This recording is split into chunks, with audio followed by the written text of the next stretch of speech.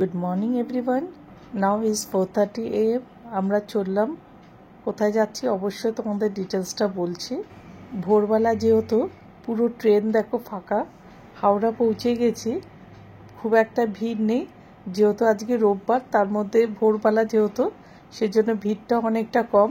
এখান থেকে সোজা যাব এয়ারপোর্টের বাসের উদ্দেশ্যে। এয়ারপোর্টে যাওয়ার জন্য বাসগুলো দাঁড়ায় হয়েছে ঠিক হাওড়া ব্রিজটার সামনে, ওখানেই আমরা দাঁড়িয়ে রয়েছি। আমাদের তখন টাইমিংটা ঠিক জানা ছিল না, আমরা খুব আর্লি মর্নিংয়ে চলে এসেছি। এয়ারপোর্ট যাওয়ার ফার্স্ট বাস সকাল 7টা থেকে। এয়ারপোর্টে যাওয়ার জন্য AC39 আর VS2 এই দুটো বাসই যায়। আমার যেহেতু ফ্লাইট 10টায় ছিল, তার জন্য আমি আর বাসের জন্য ওয়েট না করে আমরা এখানে শেয়ারিং ক্যাব নিয়ে নিয়েছি। 4 জনে এক একজনের 150 টাকা করে পড়েছিল। যেহেতু আমি আর নারু একসাথেই ছিলাম, তার জন্য আমাদের 300 টাকা দিতে হয়েছে, আর বাদবাকি দুটো আলাদা প্যাসেঞ্জার ছিল, ওরা 150 টাকা করে দিয়েছে। সকালবেলার দিকে ছিল বলে আমরা নন এসি নিয়েছি, এসি হলেও ওটা 200 টাকা করে পড়বে। আর আলাদা যদি প্রাইভেট নিতে হয় ট্যাক্সি বা কার, সেটা কিন্তু একটু রেটটা বেশিই পড়বে, 600 থেকে 800-র মধ্যে পড়বে। তা আমরা শেয়ারিংয়ে গেছি, সেটাই আমাদের সুবিধা হয়েছে। যেতে যেতে দেখো হাওড়া ব্রিজটা কত ভালো লাগছে দেখতে। এই সময়টা জ্যামও থাকে না, পুরো ফাঁকা যেহেতু ভোরবেলার দিকে।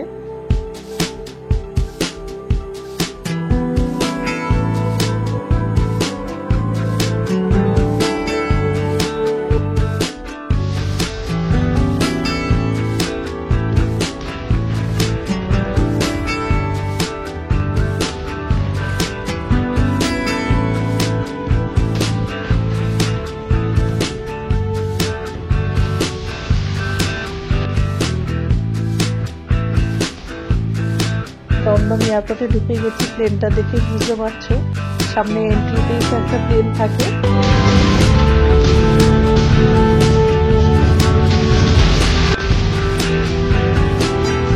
নারু আমাকে ছেড়ে দিয়ে চলে গেছে এয়ারপোর্টেতে, যেহেতু নিরসিংহ বাড়িতে একা রয়েছে, ওই জন্য আর বেশিক্ষণ ওয়েট করিনি।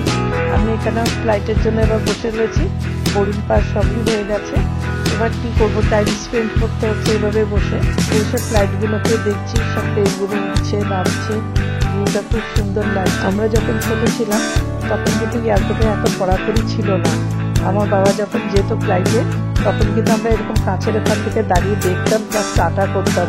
সেটা অনেক বছর আগের কথা। যতক্ষণ না ফ্লাইট টেক ওভার করছে ততক্ষণ বাড়ির লোকই দাঁড়িয়ে থাকতো, ওটাই বেশ ভালো লাগতো। সেই ছোটবেলার স্মৃতিগুলো মনে পড়ে।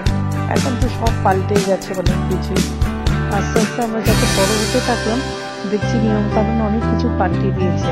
তখন তো আমরা ভেতরে যেতাম, বড় হওয়ার সঙ্গে সঙ্গে দেখছি আর ভেতরে যেতে দিচ্ছে না। মানে যেহেতু এয়ারপোর্ট অনেক বড় করে দিয়েছে, বাইরের লোকেরা এন্ট্রি নেই, বাড়ির লোক যাই আসো সব বাইরেই থাকে।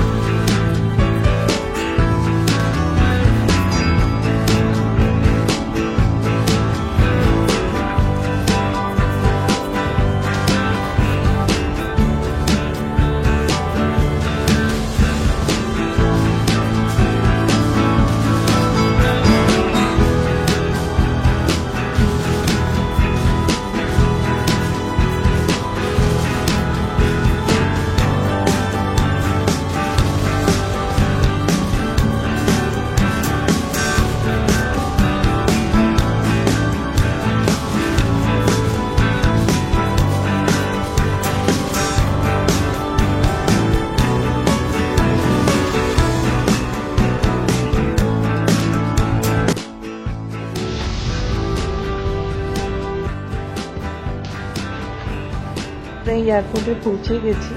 এয়ারপোর্টে পৌঁছানোর সঙ্গে সঙ্গে আমাদেরকে জানলার কাজগুলো আটকে দিতে বললো, যেহেতু এখানে ভিডিও তোলা একদম নিষিদ্ধ। কারণ হচ্ছে এটা সৈনিক হাওয়াই আড্ডা, সেই জন্য এখানে ভিডিও তোলা একদম বারণ।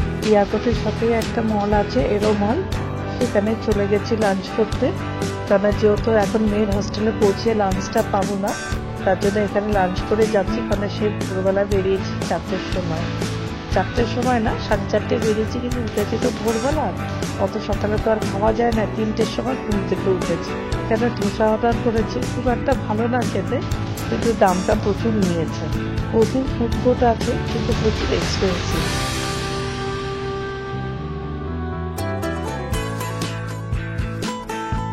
এরমলের সঙ্গে আছে উবের ওলা স্ট্যান্ড, এখান থেকে আমি উবের বুক করে নিয়েছি। চলো এবার গন্তব্যে পৌঁছানো যাক, তোমাদের বাদবাকি ভিডিওগুলো রাস্তায় যেতে যেতে দেখাবো। আমার গন্তব্যে পৌঁছে গেছি। এটা হচ্ছে আমার মেয়ের কলেজের এন্ট্রি গেট। 100 একর জায়গা নিয়ে হচ্ছে কলেজটা, অনেকটা বড় জায়গা। সামনেই একটা পুল আছে লেকের মতন, এত সুন্দর সাজানো। এখানে পুলের পাশে রয়েছে শিপ, তার সাথে অ্যাঙ্কার, কন্টেনার, অনেক কিছু রয়েছে। এটা আমরা পরের দিন সকালবেলা ব্রেকফাস্ট করতে বসেছি। হস্টেলের মধ্যে এটা হচ্ছে এক্সিকিউটিভ, যেখানে হচ্ছে প্যারেন্টসরা এসে থাকতে পারবে, কিন্তু অবশ্যই পে দিতে হবে খাবার আর থাকা। আমরা সেখানেই ছিলাম ব্রেকফাস্ট করে। তারপরে আমরা আবার একটু মর্নিং ওয়াক করতে গেছি। এত সুন্দর জায়গা, মর্নিং ওয়াকের জন্য একদম সুইটেবল। এখানে দেখো লাইফ বোটও রয়েছে। আমরা দেখছি এখানে অনেক ফ্যাকাল্টির মিসেসরা, মানে ওয়াইফ যারা রয়েছে, আরও যারা তাদের ছেলে মেয়ে বা আরও যারা রয়েছে, সবাই দেখছি মর্নিং ওয়াক করতে, দেখে খুব ভালো লাগলো।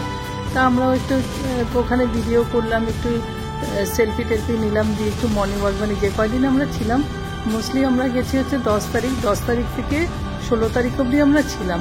তো প্রতিদিনই মনে করো আমাদের মর্নিং ওয়াকটা হয়ে গেছে। এখানে থাকলে সত্যি হেলথটা খুব ভালো হয়ে যাবে। আর কি বলতো, যারা একটু মোটা, বিশেষ করে আমাদের মতন যারা রয়েছে, তারা কিন্তু দুদিনে রোগা হবে। মানে এতটা বড় জায়গা, কেন গাড়ি ঘোড়া নেই, কিচ্ছু নেই, তোমার হাঁটা চলাতে খুব সুবিধা। স্টুডেন্টদের যে ব্রেকফাস্ট, লাঞ্চ, ডিনার দেয়, ওটা কিন্তু প্যারেন্টসরাও সেম একই জিনিস দেয়। মানে ওরা এটা বোঝায় যে তোমাদের বাচ্চাদের যা দিচ্ছি সেটাই তোমরা খাও, একই খাবার। ওরা কিন্তু খুব ভালো খাবারটাই দেয়। তো যাই হোক, আমাদের 16 তারিখ কমপ্লিট হয়ে গেছে। আমাদের ওখান থেকে যখন একসাথে আমাদের 3 জনের টিকিট ছিল, আমরা ভেবেছিলাম 3 জন আসবো। তা মেয়ের আবার মুম্বাইতে চলে যেতে হলো, কলেজ থেকে ডেকেছে। তা আমি আর আমার বড় মেয়ে দুজনেই ফিরলাম, ছোট মেয়ে মুম্বাইতে চলে গেছে। তাই এটা দেখো আস্তে আস্তে ট্রেনে দেখছি প্রত্যেকটা সিন তোমাদের একটু ছোট ছোট করে টুকরো করে দেখাচ্ছি। এটা হচ্ছে কোলাঘাট, মানে অলরেডি আমরা মেদিনীপুর ঢুকে গেছি সেই ইয়েতে, পুনে টু কলকাতা হাওড়া যখন আমরা ফিরছি। আর এটা হচ্ছে হাওড়া স্টেশন, কেন পুনে স্টেশনে এত ভিড় আর এত বৃষ্টি ছিল, আমি আর সেই ক্লিপটা তুলতে ভুলে গেছি। মানে তোলা যেত, কিন্তু আমি ক্লিপটা তুলতে ভুলে গেছি। এটা হচ্ছে আমাদের হাওড়া স্টেশন। ট্রেনে আমরা এসেছি আজাদ হিন্দ। ট্রেনটা খুবই ভালো ছিল। আর এটা আমাদের লোকাল ট্রেনে আমরা উঠে গেছি, কুলি নিয়ে নিয়েছিলাম, কানা দিয়েছিল আমাদের 21 নম্বর প্ল্যাটফর্মে। ওখান থেকে জানো তো আমাদের হাওড়ার যে আপের লোকাল, সেটা তো অনেকটা ডিস্টেন্স, কারণ 1-2-এতে দেয়। সকালের দিকে ছিল বলে ট্রেনটা একদমই ফাঁকা ছিল, আমাদের লাগাজে তো অসুবিধা হয়নি। বৃষ্টি ছিল, কিন্তু বৃষ্টি সেই সময়তে আমরা নামার সঙ্গে সঙ্গে দেখলাম বৃষ্টিটা ছিল না। প্ল্যাটফর্ম ভেজা ছিল, কিন্তু বৃষ্টিটা কমে গেছে, এটাই আমাদের ভালো হয়েছে। নাড়ু আমাদের রিসিভ করতে গেছে, আমরা চুচুড়ায় নেমে গেছি।